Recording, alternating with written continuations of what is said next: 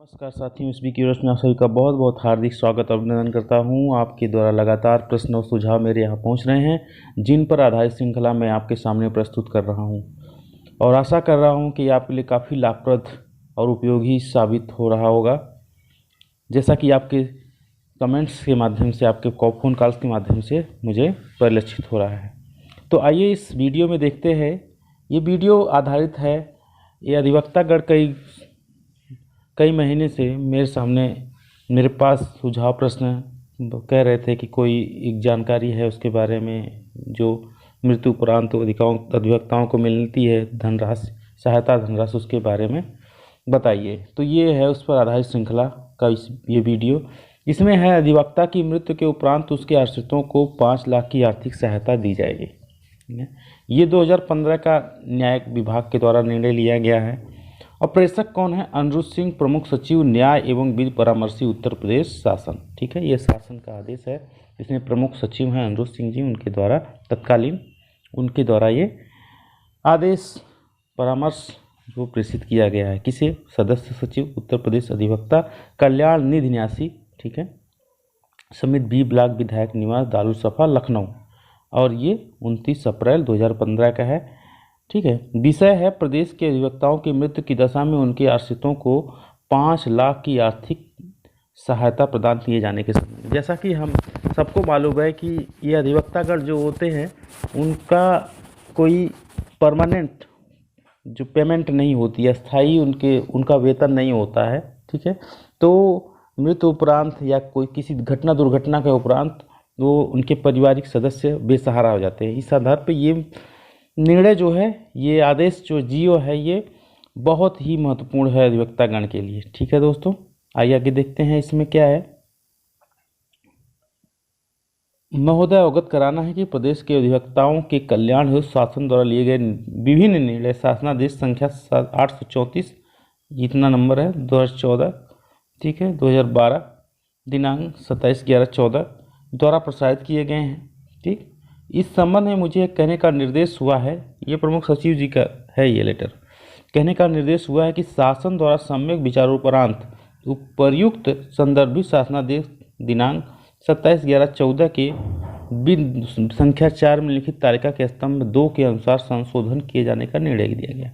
इसमें 2014 में निर्णय आया था, जो भी आदेश आया था उसको संशोधित किया गया है 2015 में। ठीक है, ये संशोधन के उपरांत इसमें काफ़ी लाभ बढ़ा दिया गया है। ठीक है, किसी भी अधिवक्ता महोदय की मृत्यु के उपरांत उसके आश्रितों को मिलने वाले लाभ में काफ़ी संशोधन करके उसमें उसको बढ़ाया गया है। क्या बढ़ाया गया है उसको देखते हैं।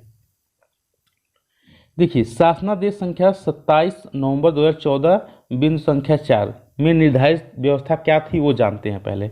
बीमा की धनराशि न्यासी समिति जो अधिवक्ता कल्याण समिति है, वो न्यासी समिति उसे कह रहे हैं, द्वारा सीधे प्रदान किया जाना उपयुक्त नहीं है। बीमा की धनराशि भारतीय जीवन बीमा निगम अथवा किसी अन्य बीमा कंपनी जिसकी दर न्यूनतम होगी द्वारा ही प्रदान की जाएगी। और प्रीमियम की धनराशि 25% धनराशि पंजीकृत अधिवक्ताओं के बीमा अंशदान के रूप में दिया जाना होगा तथा शेष धनराशि न्यासी समिति द्वारा वहन की जाएगी। राज्य सरकार द्वारा कोई अंशदान प्रदान नहीं किया जाएगा। इसमें राज्य सरकार की कोई अंशदान भूमिका नहीं थी। 25% अधिवक्ताओं के अंशदान पर था, जो तत्कालिक समय में अंशदान करते हैं, और शेष धनराशि जो न्यासी समिति है, जो लोक अधिवक्ता कल्याण समिति थी, उसके द्वारा 75% की धनराशि का भुगतान किया जाएगा। लेकिन अब उसमें उस व्यवस्था में पूरी तरह परिवर्तन किया गया है और नई व्यवस्था जो है, नवीन व्यवस्था है, उसमें क्या है उसको देखते हैं। क्या है? बहुत ही महत्वपूर्ण परिवर्तन इसमें हुआ है। मृत अधिवक्ताओं के आश्रितों को आर्थिक सहायता के रूप में 5 लाख की धनराशि सीधे न्यासी समिति द्वारा प्रदान की जाएगी। जो अधिवक्ता लोक कल्याण समिति होगी, न्यासी समिति, उसके द्वारा सीधे 5 लाख रुपए उस मृतक के आश्रित को दिए जाएंगे। उक्त आर्थिक सहायता हेतु कोई अंशदान अधिवक्ताओं से नहीं लिया जाएगा। इसमें अंशदान का इंतजार नहीं किया जाएगा। ठीक है, आगे है, उक्त आर्थिक सहायता प्रदान करने हेतु कार्पस फंड से रुपया 20 करोड़ की धनराशि मात्र वित्तीय वर्ष 2015-16 के लिए एक मुश्त एक बार आहरण की अनुमति प्रदान की जाती है। ये जो आर्थिक सहायता है, इस आर्थिक सहायता के लिए जो कार्पस फंड है, अब इसमें प्रशासन जो राज्य सरकार है उसकी भूमिका इसमें शामिल हो जाती है। इसमें कार्पस फंड से 20 करोड़ रुपए की धनराशि 1 वर्ष के लिए, जैसे 2015-16 कह रहे हैं, 1 वर्ष की अवधि के लिए एक मुश्त धनराशि 20 करोड़ की आहरण की अनुमति दी जा रही है, यानी 20 करोड़ रुपए तक की धनराशि को आहरण किया जा सकता है। ठीक, आगे इसमें क्या है, बहुत ही महत्वपूर्ण है ये। उक्त 20 करोड़ की धनराशि न्यासी समिति द्वारा एक पृथक बैंक खाते में जमा किया जाएगा। जो लोक अधिवक्ता कल्याण समिति होगी वह 20 करोड़ की राशि निकासी करके, ठीक है, वो अलग एक बैंक खाते में जमा कर लेगी तथा इसके खर्च का विवरण भी अलग रखा जाएगा। साथ ही वित्तीय वर्ष 2015-16 की समाप्ति पर व्यय के पश्चात अवशेष धनराशि न्यासी समिति द्वारा मूल कार्पस फंड में पुनः जमा कर दिया जाएगा। यानी ये जो 20 करोड़ की धनराशि है, 20 करोड़ की धनराशि का यदि ये मान लीजिए कि 12 करोड़ रुपए ये 2015-16 की अवधि में ये खर्च हो जाता है, तो शेष जो 8 करोड़ का जो धनराशि बच रही है वो कार्पस फंड को पुनः वापस कर दी जाएगी। ठीक है, नए वित्त वर्ष में पुनः 20 करोड़ रुपए न्यासी समिति को मिल जाएंगे, आहरित करा लिए जाएंगे। ठीक है, ऐसा इसमें विवरण दिया गया है। आगे क्या है, उक्त के अनुक्रम में प्रमुख सचिव जी कह रहे हैं कि उक्त के अनुक्रम में मुझे यह भी कहने का निर्देश हुआ है कि शासन द्वारा लिए गए उपयुक्त निर्णय के अनुपालन में नियमानुसार प्रभावी एवं अग्रतर कार्रवाई सुनिश्चित कराने का कष्ट करे एवं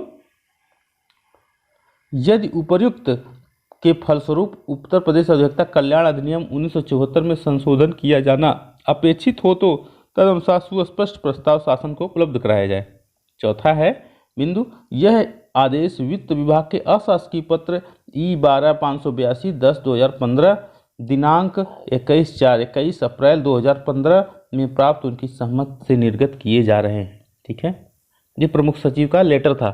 तो ये काफ़ी महत्वपूर्ण निर्णय है, बहुत अच्छा शासनादेश है। ठीक है, हमारे माननीय सम्माननीय अधिवक्ताओं के लिए।